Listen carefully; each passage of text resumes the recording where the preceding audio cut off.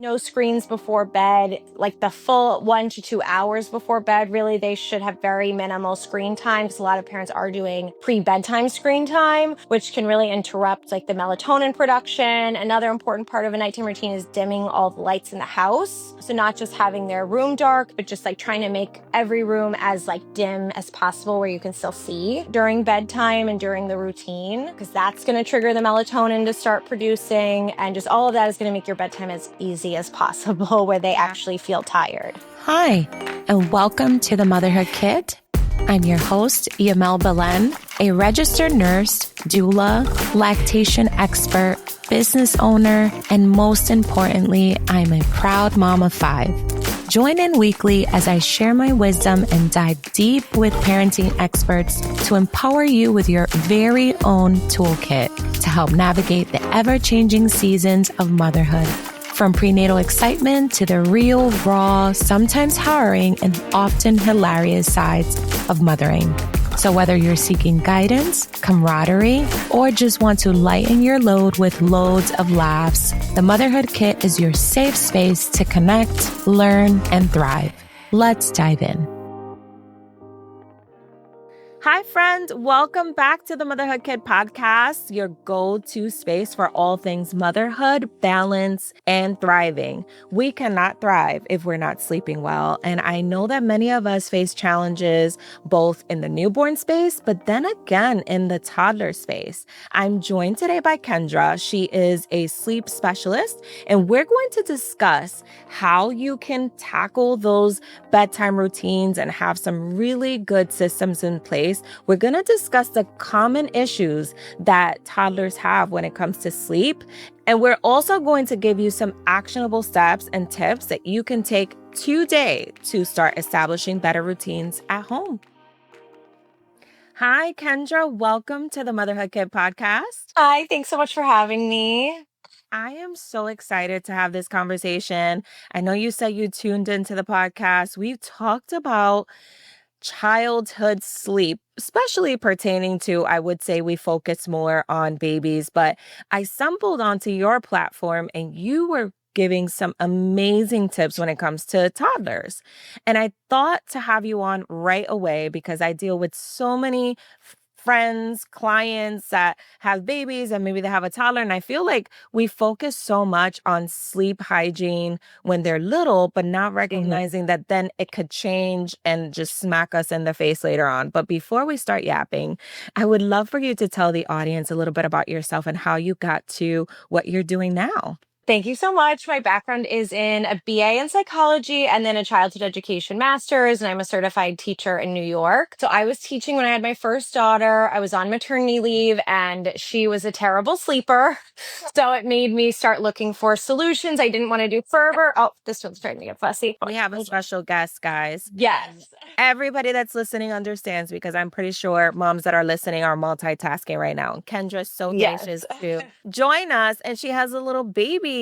She's wearing her little baby. I do. She's 4 months old. Yeah. So I didn't want to do fervor, didn't want to do cry it out. I kind of found gentle sleep training and sort of also came up with my own approaches.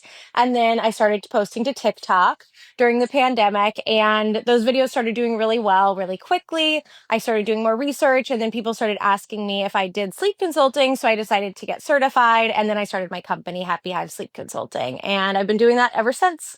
What would you say is the number one thing that parents approach you with right now? Like, what is their number one pain point when it comes to sleep and the toddler struggle? The toddler struggle, definitely just a lot of crying, tantruming, and that is sort of what I try to remind parents of, that even though it's sleep related, it's still a tantrum if they are in that toddler phase. And it's important to be validating, be kind, be comforting to them, but not necessarily to give in to all of their demands, just like you wouldn't give in to their demands during any kind of daytime tantrums. But parents can be like very consistent, very good about boundaries and rules during the day. And then all of a sudden they kind of like fall apart at bedtime or overnight. And they have a lot more sympathy for any kind of like bedtime related crying or sleep related crying. And then they kind of fall into this pattern of really like having very weak boundaries or no boundaries at all around sleep. So I feel like that's kind of the biggest struggle with toddler parents. One of the things that I love that you pointed out when I was looking at your different posts is talking about we're not only setting them up for sleep success right now, we are like setting up their sleep hygiene even as adults. And a Hmm. lot of my audience has heard me say, but my kids, one thing, even as a young parent, I knew nothing about sleep training or anything like that. I just knew that I wanted them to have a good routine. So we've always Hmm. been like a 8:30 type of family. And it's so Hmm. funny because even my adult children, I've been on trips with them now and they're like, all right, well, good night. And it's like 8:30. And I'm like, okay. Exactly. And they have very strict boundaries, especially like my oldest is a teacher. So she's like, I have to be fresh in the morning. But I wanted to ask you too, when we talked on a different episode with a sleep trainer, one of the things that she talked about when planning to work with clients is like she Mhm. assesses, okay, is the parent ready? Can we talk about that a Yeah. little bit? A lot of times we are causing these mistakes. Not that we have a terrible sleeper, is that we are causing bad Hmm. habits. So can we talk about how you determine if your client is ready to work with you and do this work? So I try to just prepare them for the reality of what will happen. So a baby, a lot of times you can avoid crying, but a toddler who's very stuck in their ways and what they're used to, they're going to protest through crying because that's what they do with anything. So I try to really prepare them for that. But my goal is always to reduce crying as much as possible, to be responsive to the crying, but not necessarily giving into it. So I just try to let them know that like that will happen with a toddler, but also that they need to be ready and they need to have that confidence because a lot of times I talk to the parent and I do get the sense that they're not really sure what to do with their sleep. They're feeling very unsure. They don't seem very confident about the whole process. So I kind of tell them, like, if you're going to do this, you really need to commit. And then you need to like project that air of confidence to your kids because they feed off of that. Like, they know when we're unsure, they know when we're a little unsettled. And then that actually makes them get really nervous. They're feeding off of that energy. So if we kind of come in with an energy of like, we're in control, this is how bedtime's going to go. This is how it's going to look. They actually really like that sort of firm hand in that situation. And it makes them feel safer because they're like, oh, good. Like, I didn't know what I was doing. Like, I'm glad you're in control of the situation. And sometimes it's 3 or 4 nights where they're pushing those boundaries. They're testing you. They're seeing what they can get away with, what, like, if you really are going to stick to it. But once you go past those nights of the pushing the boundaries, you'll see them kind of transform into these kids that are just like, oh, they're happy to go to sleep. They're not anxious anymore. They're getting a lot more sleep. So, like during the day, they're in a much better mood. And just like bedtime isn't this stressful, like battleground anymore. It's just like a nice time to connect, wind down, and go to sleep. Yeah, and whatever happens during the night, think about yourself as an adult. If you have a rough Hmm. night's sleep, and that is what I'm picturing with a toddler that's getting up, asking for a blanket, getting up, giving them water, getting up, asking for something else. They're going to be cranky throughout the day. I was just dealing with a client myself. My clients are more on the lactation side. Sometimes I do kind of go over into the sleep side. And the baby was having such a hard time with feeds during the day and was really just showing signs of just not happy. So when I Yeah. took a full 24-hour assessment, they were still waking the baby overnight because of course Hmm. in the beginning of our You're supposed to. relationship, yeah, and we were trying to tackle just some slow waking. So I'm like, "Oh, that's the issue." So we discontinued that. We said, "Let's not wake anymore." And by the next day it was a totally different baby. Yeah. Mom's like, he is feeding so well. He's so happy during the days because he got his full night's sleep, which at this point in his little life, he needed it. Yeah. And he was showing signs of readiness. I bumped into one of your TikToks where, and I love how you give feedback. You give like automatic feedback. Do people send these videos into you? Is that what it is? Oh, like sometimes they stitch me, they'll stitch Okay. something I did, or they'll be like documenting what they're doing with their baby. And I've seen definitely a lot more of those videos in the last month. So it's nice to see like updates, how things are going with people. Yeah, this toddler specifically, I think the parent must have come in maybe like 10 times. It was like Oh, bottle, yes. binky, bottle, bottle, bottle, binky. And that's one thing, like, we never would give additional bottles. We Yes. never would. I mean, the binky, I'm not against a binky Same. totally, but it's like if it falls off, like you need It to should get be a exercise. self-soothing tool. Yeah, Right. definitely for a Right. toddler, because that video was of a toddler. So yeah, that was me just reacting to like a very viral video from a couple months ago that had like 10 million views. So I was just kind of Mhm. talking about how the bottles are the problem. So like they're waking up for a certain motivation. If they're past the age where they need to eat at night, and they have Mhm. good weight gain and they've been cleared to sleep through the night, then there's something that is unintentionally motivating it. So that's another angle of parents is like, what are you doing at each wake up that might be reinforcing them to continue waking up? Because some things can be very motivating to a child, especially milk. Like that's their favorite thing is like, oh, you're going to give me like a sip of milk every time I wake up. Let me keep doing this. So really in that instance, like that child is like sleep training the parent. And obviously they really shouldn't nutritionally need that milk overnight as toddlers. And the bottles aren't good for teeth. There's a ear infections, all sorts of things that it can lead to issues with. And yeah, so there's a lot of like unintentional reinforcing, I think, with toddlers who are having a lot of wakings. And what is your opinion, or maybe what tips do you give a lot of parents nowadays, specifically my fellow New Yorkers that live in smaller spaces? I remember even me, my kids were in my room. What would you say would be a tool or like something that you would tell them to establish right off the bat if they are not even bed sharing, I would say, because we're not even going to get into that topic, but their little bed is in your bedroom. What sorts of things would you recommend to them so that we can still encourage proper sleep hygiene? Yeah, that's a great point because I'm actually room sharing with her a lot longer than my other two. They're sharing a room right now, but that room is about 8 by 10. They're at like the max of beds that can fit in there. So she's going to be room sharing until we do an additional bedroom in maybe like 6 months, a year. So what I'm about to do is transition her from a bassinet to a pack and play, like a play yard. And then I also got a slumber pod, which is like a room, like a darkening tent that can go over their crib it can go over a full-size crib or a travel crib. So something like that can be great because if you don't want to black out your room, if that's not how you sleep best, because like I kind of need the light in the morning to wake me up. I have issues if like the room is totally dark, I have no idea what time it is and I have a hard time getting up for the day. So I just got her that to kind of darken her own space because I am noticing that she's sleeping great, she's napping really well, but at night when we come in the room, when we do our bedtime, like our nighttime routine in the bathroom across the hall, it's messing with her. The lights are waking her up. Some kids are really sensitive to any amounts of like artificial light in the middle of the night, your phone, even if it's just in the background, things like that can really disrupt like the melatonin and wake them up if they're lighter sleepers with that sort of a thing. So definitely giving them like their own space. That little pod also kind of helps it be like, oh, this is your like sort of room area to have that like separation. And then yeah, darkness will help them produce as much melatonin as possible, which is what you want to get them sleeping, at least on like a biological standpoint, because there's a lot of like behavioral things you can do, but you also want to make sure you're actually like getting them to produce melatonin at the right times, not doing a lot of screen time before bed, like all of that. And I do see a lot of times, and I'll even hear it from my friends that have developed a great routine. And then let's say they're presented with a potential trip or they're presented with a potential night out. And a lot of times parents will decline because they're like, no, Mhm. I don't want to throw off Melanie. I Their don't want to throw schedule. off. Yeah.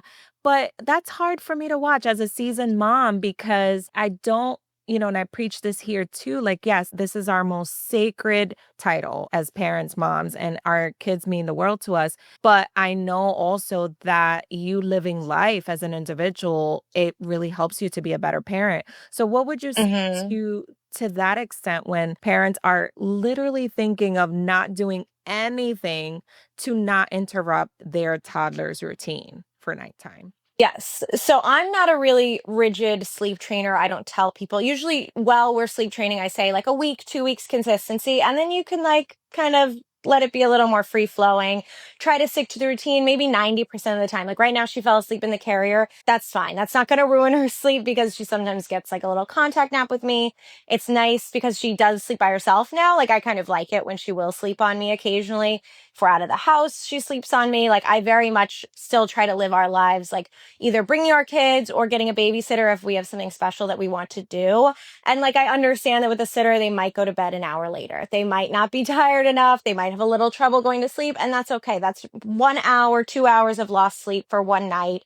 And going off of their routine occasionally is really not going to mess up their sleep, mess up their behavior too much. So yeah, I would say definitely live your life, do what you need to do. I also got my kids really good at like sleeping in other environments. Like I didn't want them to get too comfortable with only the crib, only their dark room. So it was like, as soon as they kind of were like gently sleep trained, they could put themselves to sleep, they were doing well. Then it was like, okay, let's go and like do this outside of the house. So like if my friends had a pack and play, she was napping at someone else's house in a whole different space environment. I always had the stroller in my car. I always had like a darkening cover. I could use my phone as a sound machine if I needed to. And I could kind of like set my kids up anywhere and they would take a nice long nap, which was nice. So yeah, it's definitely really wonderful as a parent to feel like you can still live your own life and you don't have to be so rigid about the schedule. Also, the older they get, I think a lot of parents learn about babies getting overtired when they're newborns, and then they get afraid of that for like years.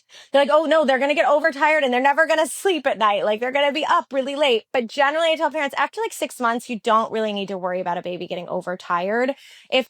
If you push them way past their wake window, like keep them up 3 hours later, yeah, they might get the zoomies. They might not go to sleep. They might get a little like restless and overstimulated. But if you put them down an hour later, an hour and a half later than usual, like they usually just pass out at that age. It does not wake them up more. So just remember that the overtired thing is really for younger babies that you want to avoid. As they get older, it's okay to go like off schedule from time to time. And I have to tell everybody because they're not watching, perhaps, and they're just listening. Kendra's baby went down like 5 minutes after she put her in a Yes. carrier. And we were talking off camera where I love carriers. Actually, we're about to host a Mm-hmm. baby wearing Oh, workshop that's. locally because I do feel that it just, first of all, it helps for being hands free. I used Mm-hmm. carriers all the way up to when the little girls were toddlers too, because sometimes they need a contact Mm-hmm. nap. It could be a day where they have an illness. And let's keep in mind that even our little babies and kids can have an off day and be grumpy Yeah. and need us a little bit more. I don't want anyone listening to be like, well, it happens to me so often, or I have to do contact naps so often, or my kid is just so difficult. It could just be that we just need to keep trying different things, which is why I Mm-hmm. feel like your work or working with someone like me is so beneficial because we can kind of like look at the whole picture from an outsider's point of view, like an aerial view, and be able to point out like, hey, let's do this little tweak. First of all, let's start with how young, or like, do you have a point where you like to start working with clients? It's toddler, like your strong suit, or like the area that you really enjoy? I like the whole sort of spectrum. I work from 3 months to 5 years old. Like that's what you get certified in. Rarely have I really needed to work with anyone that had a 4 or a 5 year old. Because usually by then, a lot of the sleep issues have been worked out in some, in most respects. But I love toddlers. I love like toddler behavior. I did like child psych, like I said. I liked taking all of my early childhood classes. So I definitely like sort of figuring out what the issue is, like investigating it a little bit, like looking at it with curiosity and then figuring out what the possible solutions could be. But I also love working with babies. They're all kind of fun. And it's nice also to be improving the parents' lives and have them thinking like, oh, there's no way my baby will ever sleep on their own, or there's no way they'll just go down in their crib. And then like a week later, they're like, oh, it's working. Like it was great. And actually, I feel so much better. So I feel like a lot of parents just don't know that it's possible to do that without fervor, without cry it out, because that to them is just so against what they feel is right. And I think everybody needs to go with what feels right to them. But I think a lot of parents think the choices are responding to their every single whim, breastfeeding them all night long till they're 3 years old, like co-sleeping, like kind of to this extreme of attachment, or to this like cry it out sort of level. And like you can definitely do everything in between on that spectrum. Like I'm big on baby wearing, I am big on attachment, but my kids sleep alone in their cribs for like naps and bedtime for the most part. So I feel like it doesn't have to be so extreme one or the other. And I like telling parents that like, no, you can do this. You can get them sleeping better with a toddler. They might cry a little, just like all toddlers do when you change anything, but like you can still make them feel really secure and like assured that you are there for them. But yeah. So if a mom is tuning in right now and they did so because they're having frequent night wakings, what's one practical step that you could tell them right off the bat that they can potentially do today to help with that? So yeah, definitely thinking, what am I doing that's unintentionally reinforcing this? Are they getting something that they find valuable or like something that's kind of enticing to them at every wake up? And can I introduce them to some more self-soothing tools? Because at the toddler age, they do have some abilities to self-soothe and self-settle. They're not infants anymore. So it's like you can introduce different sleep associations to them that will help them be independent. So like my girls have a lot of tools if they're not tired. Like, 'cause sometimes we have a pretty consistent bedtime and routine, but depending on the day, maybe they're not ready for bed at 7:30. And it's not like, here's a dark room with no light at all, with nothing except white noise. Lay here for an hour. Cause they'll, at some point, if they're not, they're going to get frustrated. They're not going to know how to like kind of get past that feeling. So for my girls who are 2 and 4 and share a room, like they have a lot of things they can use if they're not feeling like they're ready to go to bed. Like my daughter who's 4 has like the bookshelves around her bed that are on the wall. She can look at any books she likes. I leave the light on really dimly until they fall asleep and then I go in and turn it off. So like that all is very reassuring. They have a little Yoto player. I know a lot of people have the Tony box, the Yoto. Even if you have an old tablet or iPad, you can lock the screen so that they don't have any screen time, but you can play like stories off of YouTube, sleep stories for kids. That has been like the biggest hack for toddlers, I feel like, is just giving them something to listen to. Cause like I'm bored at night. Like I'm not always ready to immediately fall asleep. So it's like as adults, we might listen to the TV. We might listen to like a meditation, something like that. Like they're bored. They're just laying in their bed. But if you kind of give them these tools to self-settle, they'll be able to do that a lot better. And then the same thing in the middle of the night. So like however they're falling asleep initially really affects how they want to go back to sleep. So if you're still rocking your toddler to fall asleep in the first place, for some toddlers doesn't cause any issues. If they're sleeping through the night, I'd say that's fine. But if they are waking frequently, then the way they're falling asleep is the way they're wanting to go back to sleep all night. And you will need to change that. You'll have to make that initial sleep a lot more independent for them. And like I said, you can do that gently. You can do that through introducing some really nice independent sleep associations. My girls have a nightlight that does like a projector, rainbow colors. Like there's so many different things you can do to kind of hack their sleep and help them feel safe and secure in their room and not need you. Yeah, and I know that's tough for a lot of us than not rocking them to sleep. I know it was for me because I am very touchy-feely with my kids. I love Mm-hmm. smooching on them a lot. But even with Alana now, that's the youngest, and she's 9. Mm-hmm. They have their bedtime, right? They have like 8:30 is wind down. And some of the techniques that we give them, because Alana, I have to use her as an example because Juliana will go down right away. She's like, Yeah. good night. She loves her sleep. Yeah, before we even send her, it's like she has this little internal clock and she's like, I'm sleepy. Bye. Yeah. Goodbyes. And that's it. Alana's the one that will be like, I'm not tired. I'm not tired. And so we say, okay, that's fine. You don't have to Mm-hmm. go to sleep. You can sit quietly in your room and read a book. You can play with your stuffy for a little bit or something like that. One technique that I'll do with her, because her little technique is, can we cuddle? So she knows she got me. Yeah. So I tell her, sure. And because I want to too, honestly, like I need it as Mm-hmm. well. I say, sure, we're going to do 10 minutes. We're going to do Yeah. 10 You minutes. kind of put a line on it. And I get my fix. She gets her fix because I don't know about you, but my kids, even my older ones to me, I feel like they still smell like a baby. Yeah. And so I'll like hug her and we snuggle and whatever, and we cuddle. And before the 10 minutes is even up, she's like, okay, well, good night. And she gives me a kiss and she leaves. So even at that age, because I don't want you to be listening to this and thinking, well, Yamel, hers are already outside of this danger zone. So she's fine.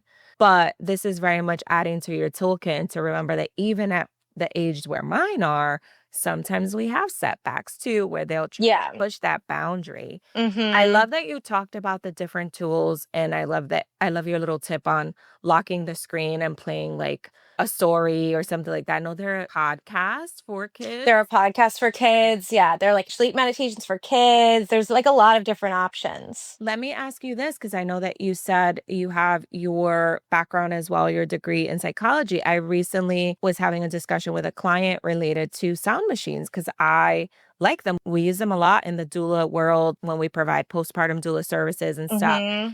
I was reading, and this was like, I think a study that came out in 2022, where Mm-hmm. the American Academy of Pediatrics was saying that sound machines could be harmful. So what do we say to that? And I know that nothing should be like the only tool, the only thing that we Yeah. use, but what do you advise your clients in regards to sound machines? Because I know that to be a very popular tool that we use. Yeah.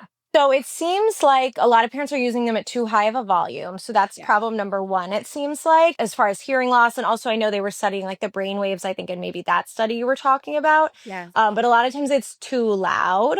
And so it's like the brain can't like settle. So usually, if you do white noise, you just want it like very soft in the background. I will sometimes turn it up when I'm like sleep training as they're falling asleep to kind of mimic the womb sounds at this age.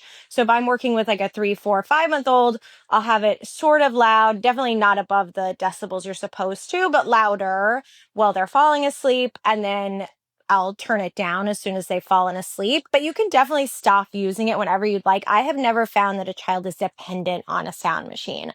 I have just found that it's a nice little helpful sleep association that if you play it, all of a sudden they're going, oh, I'm used to this. This is making me feel really drowsy, but it's never stopped my kids. If we're on vacation, if we're somewhere else, like they can sleep without it. They're not totally dependent on this machine.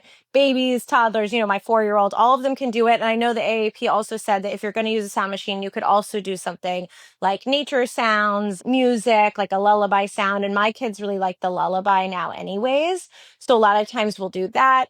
Ever since my girls really started with their Yodo stories, they either listen to a story on repeat or we have some cards with music. So they listen to that on repeat, really more so than the sound machine now. And that's just like in the background for the light with barely any noise. So I definitely think do your research on it, see what you're comfortable with. I still like to use it during like the sleep training process, but I don't think you need to use it all the time.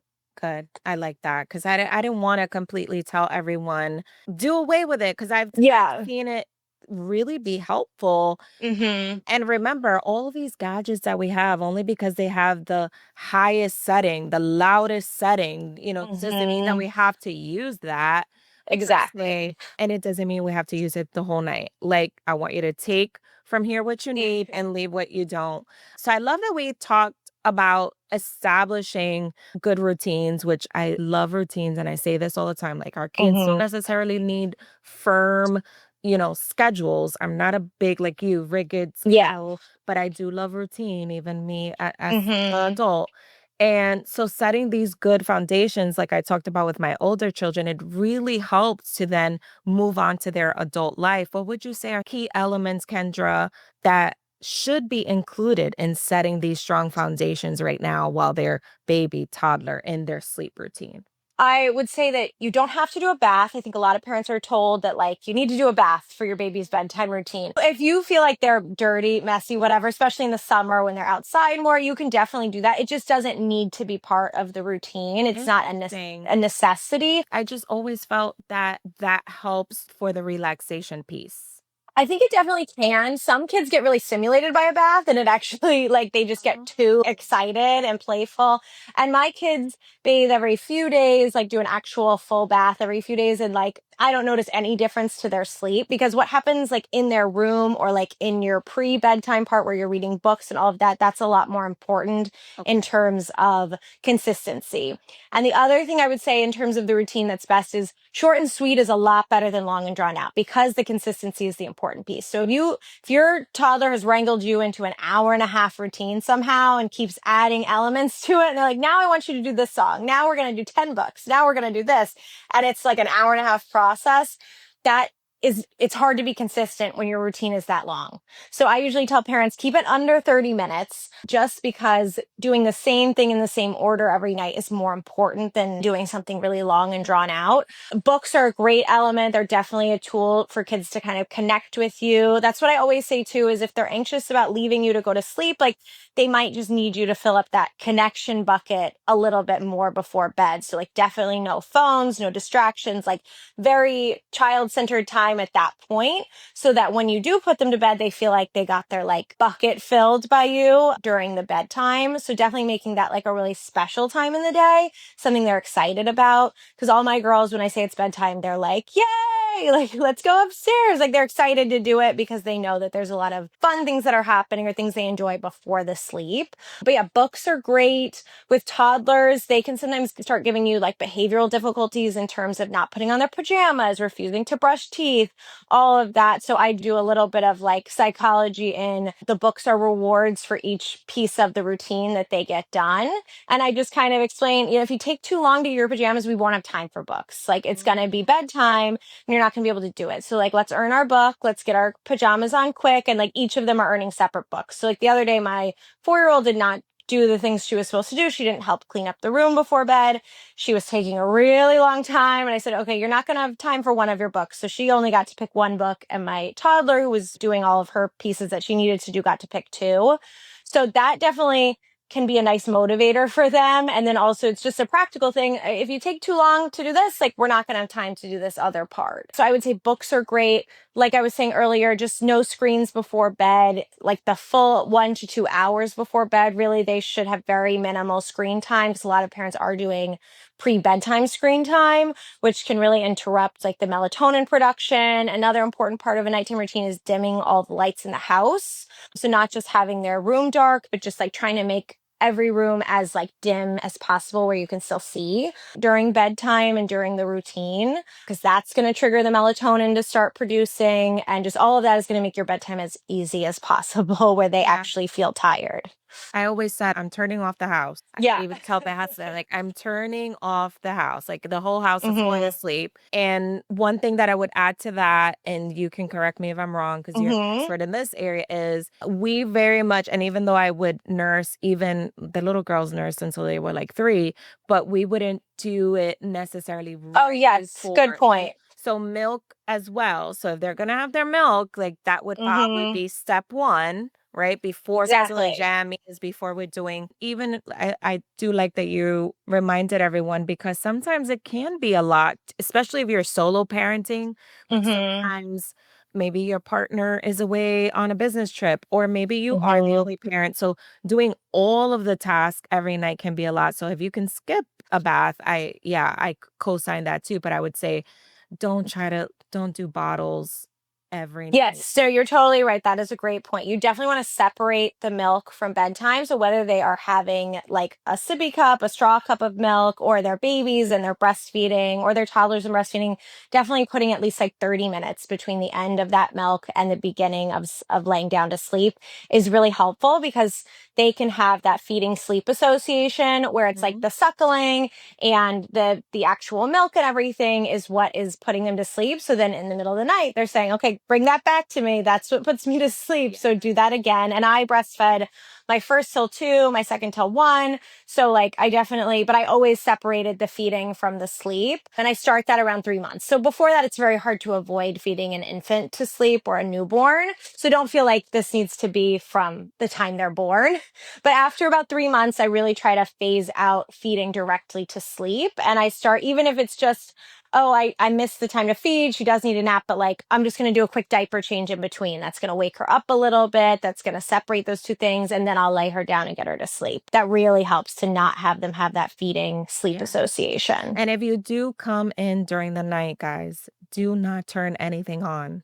Yeah. And I always tell my clients, don't even talk. And if you do talk, just very, very low. Super softly. All of that is just stimulated. So you're going to have to do these steps all over again. But I love this conversation. And I feel like if I was listening, I'm leaving with some really good tools to be able to start tonight and get some really good rest for everyone in the household. Yes, exactly. Thank you so much, Kendra, for lending your voice to this conversation. And I'm going to link for everyone how you can work with Kendra directly, how you can find her on TikTok, which was how I found her, thankfully, and even some more sleep, toddler, baby, just resources for all of us. Thank you so much.